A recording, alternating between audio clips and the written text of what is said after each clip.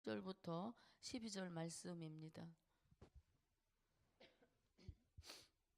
로마서 11장 8절부터 12절 말씀을 우리 다 함께 한 목소리로 읽도록 하겠습니다. 기록된 바 하나님이 오늘까지 그들에게 혼미한 심령과 보지 못할 눈과 듣지 못할 귀를 주셨다 함과 같으니라. 또 다윗이 이르되 그들의 밥상이 올무와 덫과 거치는 것과 봉이 되게 하시옵고 그들의 눈 흐려보지 못하고 그들의 등은 항상 굽게 하옵소서 하였느니라. 그러므로 내가 말하노니 그들이 넘어지기까지 실족하였느냐? 그럴 수 없느니라. 그들이 넘어짐으로 구원이 이방인에게 이르러 이스라엘로 시기 나게 함이니라. 그들의 넘어짐이 세상의 풍성함이 되며 그들의 실패가 이방인의 풍성함이 되거든 하물며 그들의 충만함이리요. 아멘. 요즘 로마서를 묵상하면서 하나님의 주권적인 역사와 구원의 섭리에 대한 것을 재조명하게 되면서 구원받은 자로서 하나님께 어떻게 반응해야 하는가에 대해서 다시 생각해 보게 됩니다. 믿음은 들음에서 난다고 하십니다. 하나님의 음성을 들을 기회가 있다는 것은 참으로 중요한 것이라고 생각합니다. 우리 시대는 말씀이 홍수처럼 범람하는 시대입니다. 그런데도 우리는 말씀을 갈급해하지요. 듣기만 하고 마음판에 새겨서 그 말씀이 실제로 삶에 적용되고 실천돼야 되는데 그런 면이 좀 부족해서 그렇지 않을까. 그래서 내 귀에 듣기 좋은 말과 또 마음의 만족을 위해서 말씀을 갈급해하고 목말라야 하는 것은 아닐까 이렇게 생각을 해봅니다. 오늘 바울은 이방인 그리스도인들이 하나님의 선민 이스라엘이 복음을 거부하고 하나님의 아들 예수 그리스도를 믿지 않는 것에 대한 의문과 그들의 이해를 돕기 위해서 논리적으로 증거를 제시하면서 설명을 이어가고 있습니다. 어제 본문에서 이스라엘의 선택된 남은 자에 관해 말을 한 후에 이제는 대상을 바꿔서 이스라엘의 완악한 다수에 대해서 말하고 있습니다. 만약에 남은 자들이 하나님의 은혜로 지금도 있다면 그들 외에 나머지 이스라엘 사람들은 그럼 어떻게 된 것인가에 대해서 이야기합니다. 이스라엘 백성들은 그들이 찾던 것을 얻지 못했지만 하나님의 택하심을 받은 사람들은 원하는 것을 찾게 되었고 그 나머지 사람들은 우둔해졌다라는 것을 11장 7절에 말씀하고 있지요. 개역개정판에는 우둔해졌다라고 하고 옛성경에는 완악해졌다라고 이렇게 표현을 하고 있습니다. 이 완악해졌다, 완악에 해당하는 헬라어 단어인 포로의 의미는 굳은 살이 박혔다 이런 뜻인데요. 마음에 굳은 살이 박히면 어떻게 됩니까? 감각이 무뎌지고 찬양을 해도 기도를 해도 말씀을 들어도 이 전혀 감동을 받지 못합니다. 그러한 상태가 되는 것을 완악해졌다, 우둔해졌다라는 것으로 표현하고 있습니다. 마음이 굳어져서 영적 진리를 깨닫지 못하게 되었다는 거예요. 우둔해져서 판단력이 흐려졌다라고 말씀하고 있는 것입니다. 그러면서 바울은 신명기 29장 4절과 시편 69편 22절, 23절을 혼합해서 인용하면서 그렇다면 그들이 왜 그렇게 우둔해졌는가를 설명합니다. 하나님께서 그들에게 혼미한 영을 주셨는데 오늘까지 그들은 눈이 있어도 보지 못하고 귀가 있어도 듣지 못하고 그렇게 하나님께서 만들어 버리셨다는 거예요. 그들이 그렇게 완악하도록 하나님이 하셨다라고 말합니다. 어떻게 보면 하나님이 그들을 혼미한 심령과 듣지 못하는 귀와 또 보지 못하는 눈을 주셔서 그들이 불신앙에 빠진 것처럼 우리가 이해할 수 있습니다. 그렇게 생각하면 우둔하고 그들이 완악해진 것에 대한 책임이 이스라엘에게 없다는 말이 되겠죠. 그런데 그러면 하나님은 왜 그들을 우둔하게 하셨을까라는 의문을 우리가 좀 가져봐야 되겠죠. 본문 7절부터 10절 말씀에서 하나님이 그렇게 하신 이유를 구약 성경을 근거로 밝히고 있는데요.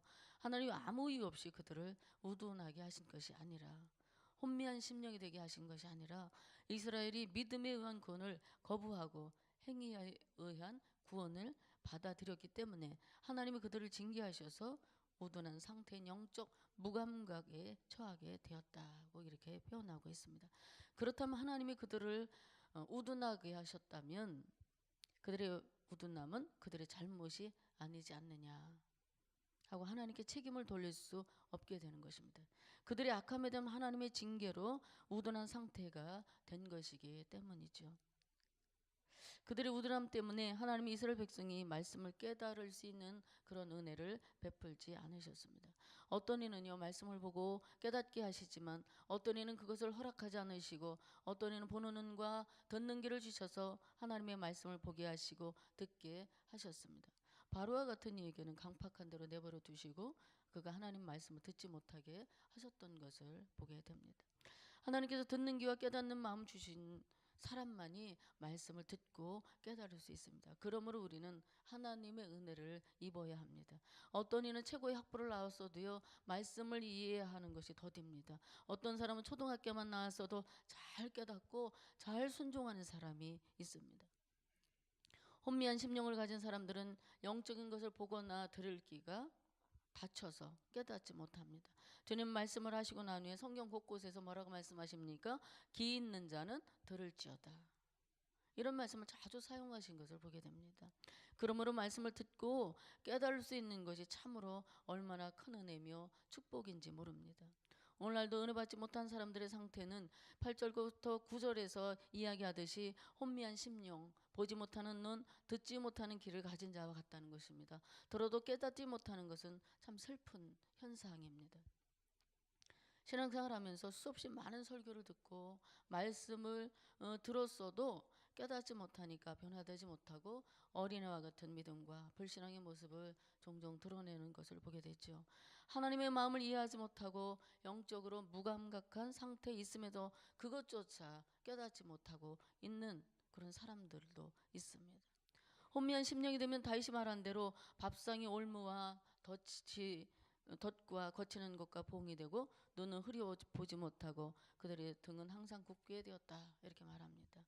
이것은 바로 불순종의 결과로 오는 상태이지요. 이스라엘이 그리스도를 받아들이지 않는 것이 하나님이 하신 일인 것은 분명하지만 그렇게 된 이유는 그들의 우둔함에 있다. 그래서 그들이 깨닫지 못하기 때문에 완악하기 때문에 그것을 알려주려고 하시는 것이죠. 그렇다면 밥상의 올무와 덫과 거치는 것이요 봉이 된다는 것은 어떤 의미일까요? 헛된 것을 위해 살게 된다는 거죠. 맨날 우리가 먹을 거, 무엇을 마실까, 무엇을 먹을까, 무엇을 입을까, 그리고 돈을 추구하고 명예만 따라가고 세상의 쾌락과 마음에 그런 것에 마음을 두고 살게 된다는 것입니다. 여러분 믿음이 없는데도 불구하고요 사업이 잘 되고 건강하고 하는 일마다 형통한 것이 과연 축복이겠습니까? 우리가 사는 동안 고난 없이 물을 흐르듯이 무엇이든 잘 되고 막힘이 없는 인생을 산다면 그보다 더 바랄 것이 없겠지만 우리 영혼은 혼미하여 알지도 깨닫지도 못하면서 육신의 형통이 이루어진다고 해서 마냥 기뻐할 일은 아니라는 것입니다. 다윗이 자기를 비난하는 대적들을 보면서 하느님 앞에 기도하기를 하나님 저들이 잘 되게 해주세요. 저렇게 헛된 것만 따라가다가 평안하다 평안하다 하면서 그냥 그렇게 살다가 죽도록 내버려 두세요라고 탄원했다는 것이죠. 그들이 다윗을 미워하고 핍박하는 이유가 있었어요. 다윗이 하나님만 찾고 하나님만 찬양하고 금식하며 기도했기 때문에 그들이 이유 없이 다윗을 미워한 것입니다. 그래서 다윗이 탄원한 것처럼 하나님께 탄원한 것처럼 바울 시대의 유대인들의 상황이 그런 것이고 그 결과 유대인들이 예수 그리스도를 깨닫지 못하게 되었다라는 것을 바울이 말하고 있습니다. 우리 육신의 삶이 풍성하고 부족함이 없고 만족하고 살고 있어도요 영적으로 병에 걸렸는데도 그것을 잘 되기만 하는 것은 좋은 것이 아니라는 거예요. 지금이 좋사오니 여기가 좋사오니 하고 안주하며 하나님 없이도 세상이 주는 만족한 붙들고 물질의 올무에 걸리고 명예와 쾌락의 덫에 걸려서 살다가 결국 망하는 인생이 되고 마는 것입니다. 참으로 하나님의 은혜가 임하게 되면 사람이 떡으로만 사는 것이 아니요 하나님의 입에서 나오는 말씀으로 사는 것임을 깨닫게 되는 거예요. 그래서 말씀대로 살아야지, 하나님의 뜻대로 살아야지, 내가 이렇게 살면 안 되겠다, 하나님 기뻐하시는 일이 무엇일까, 하나님이 원하시는 것이 어떤 일일까라고 영적인 고민과 또 그러한 하나님 앞에 또 그 마음을 또 돌이켜서 하나님께로 돌아가게 되는 거예요. 그것이 바로 은혜다라는 것입니다. 참 잘 깨닫는 것이 은혜고요 회개할 수 있는 것이 은혜입니다. 하나님의 거룩한 말씀 앞에 무릎을 꿇고 순종하는 것이 바로 은혜입니다. 이 은혜가 저와 성도님들에게 함께 하시기를 바랍니다. 물질은 좀 부족하여도요, 건강이 좀 부족하여도 하나님의 은혜를 받고 있다면 기뻐할 수 있기를 바랍니다. 그리고 그 은혜를 사모하십시오. 고난이 왔을 때 이 고난이 내게 왜 주어졌는가 하나님 앞에 나아가 묻고 기도하며 그 뜻을 깨달아서 영적인 회복을 받는 것이 바로 은혜 받은 사람입니다. 그러면 하나님은 왜 현재 이스라엘이 완악하게 되는 것을 허락하시고 그 상태를 그냥 놔두시는가라는 것입니다. 이스라엘이 걸려 넘어짐으로 이방인들에게 구원의 길을 열어주셔서 그들을 구원하시기 위함이다. 그리고 이방인의 충만한 수가 풍성하고 충만한 영적 상태를 누리게 되는 것이 수가 채워질 때 하나님의 계획하신 날에 그 유대인들도 예수 그리스도께로 돌아오게 하시고, 그래서 이방인의 구원받은 이방인들과 함께 풍성하고 그리고 충만한 영적 상태를 누리게 되는 것이 바로 하나님의 거룩한 뜻입니다. 그렇다면 이스라엘의 징계는 하나님의 선한 목적을 위해서 주어진 것이다라는 것을 우리는 깨달을 수가 있습니다. 이방인 그리스도인들이 이스라엘 사람들을 향해 교만하고 불순종하다가 하나님께 버림받은 사람들이라고 생각하는 것에 대한 이해를 돕기 위해서 바울은 이러한 논증을 통해서 설명하고 있는 거예요. 여러분, 오늘도 우리의 영적인 감각을 주관해 주시는 하나님께 우리의 눈을 열어달라고 기도하십시오. 우리 길을 깨우쳐 달라고 늘 기도하는 저와 성도님들 되기를 바랍니다. 믿지 않는 사람들에게 관심과 사랑을 가지고 하나님의 구원을 위해 기도해야 합니다. 저들은 왜 저렇게 고집스럽게 예수님 믿지 않는 것일까, 참 미련한 사람들이라고 우리가 비판하지 말아야 됩니다. 우리는 하나님의 계획을 다 알지 못하기 때문입니다. 우리 자신도 어쩌면 마음이 고집스럽고 완악해지지 아니하게 해달라고 기도해야 됩니다. 우둔하지 않고 지혜롭게 해달라고 우리가 하나님 앞에 기도해야 하는 것입니다. 날마다 자신을 쳐서 말씀에 복종해야 됩니다. 그리고 주의 거룩한 백성으로 끝까지 우리가 승리할 수 있도록 하나님 앞에 날마다 말씀 앞에 우리 자신을 치고 기도함으로 능력을 덧입어서 말씀을 살아내고 그리고 하나님이 기뻐하는 삶을 살아갈 수 있는 저와 성도님들 되길 바라고요. 하나님의 충만한 은혜에 이를 때까지 하나님의 전에서 떠나지 마시고 남은 자로서 주님의 몸된 교회를 위해서 죽도록 충성하는 저와 성도님들의 삶이 되기를 간절히 복비러 드립니다. 기도합니다. 자비가 많으신 하나님, 우리에게 선한 마음 주셔서 말씀을 보고 듣고 행하도록 은혜 내려주시고 강팍하고 완악하지 아니하도록 우리 심령을 붙들어 주옵소서. 세상의 모든 이들이 구원을 얻는 날까지 우리도 선한 일에 동참하는 자가 되기를 원하며 유대인의 구원을 이루실 하나님을 기대하며 이 땅에 충만하신 주의 역사를 함께 보고 누릴 수 있는 영광을 허락하여 주옵소서. 오늘 토요 묵상 카페 모임 가운데 나눔과 은혜가 풍성하도록 축복하여 주옵소서. 우리의 기도를 들으시는 좋으신 하나님이 이 새벽도 은총을 입혀 주실 것을 믿사오며 예수님의 이름으로 기도 올리옵나이다. 아멘. 우리 교회 공동기도문 예배입니다. 우리 예배를 받기에 홀로 합당하신 창조주 하나님, 말씀삼 공동체가 주님을 예배할 때마다 영광을 받으시고 삼일체 하나님의 임재와 현존으로 응답하옵소서.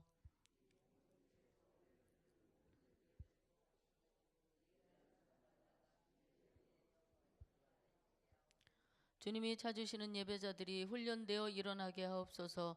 교회에 함께 모여 우러르는 공예배의 거룩한 감동을 세상에 흩어져 섬기고 나누는 삶의 예배로 살게 하옵소서. 아멘. 다 같이 주님이 가르쳐 주신 주기도문으로 주기도문 하시겠습니다. 하늘에 계신 우리 아버지, 아버지의 이름을 거룩하게 하시며 아버지의 나라가 오게 하시며 아버지의 뜻이 하늘에서와 같이 땅에서도 이루어지게 하소서. 오늘 우리에게 일용할 양식을 주시고 우리가 우리에게 잘못한 사람을 용서하여 준 것 같이 우리 죄를 용서하여 주시고 우리를 시험에 빠지지 않게 하시고 악에서 구하소서. 나라와 권능과 영광이 영원히 아버지의 것입니다. 아멘. 오늘 이 새벽 우리가 함께 들으실 공동 기도 제목입니다. 지금 들은 말씀이 내 삶으로 이어지게 하옵소서. 우리 교회에 주신 말씀 로마서 12장 1절을 붙잡고 영적 예배를 회복하게 하옵소서.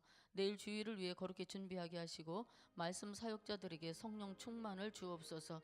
내일 주일 예배에 참여하는 성도들을 지켜주시고 예배를 통해 말씀의 복을 누리게 하옵소서.